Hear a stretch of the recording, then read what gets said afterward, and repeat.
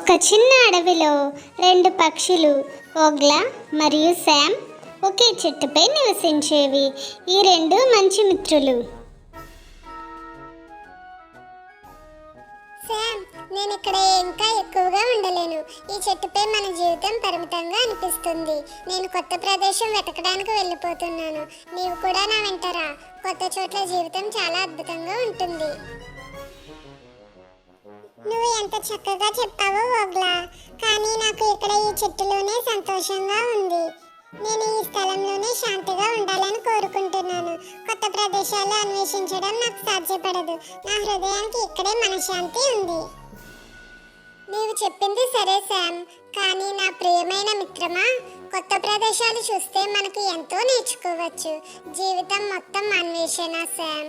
మనం ఎక్కడైనా శాంతిని పొందవచ్చు, కానీ ప్రపంచం మనకు ఎంతో సంతోషాన్ని, అనుభవాన్ని ఇవ్వగలదు. ఓగ్లా, నీ మాటలు నిజమే, కానీ జీవితం ఎక్కడున్నా అంతే. మనం ఇక్కడ ఉన్నప్పుడు కూడా మన కష్టాలు, సవాళ్ళను ఎదుర్కొంటున్నాం.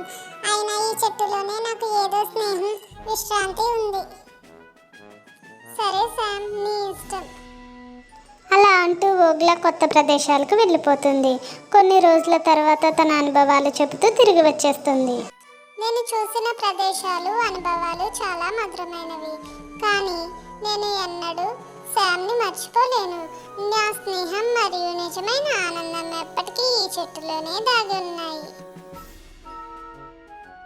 నువ్వు తిరిగి వచ్చావా ఓగ్లా? నేను భావించలేదు. నేను సంతోషంగా ఉన్నాను నిన్ను తిరిగి చూసి. నువ్వు అన్నట్లు శామ్, జీవితం స్నేహంతో మరింత విలువైనది.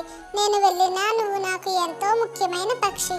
నేను ఇంకా ప్రపంచాన్ని తెలుసుకుంటున్నా, కానీ ఇక్కడ నేను ఉన్నప్పుడు నిజమైన సంతోషం కూడా నీతోనే ఉంది.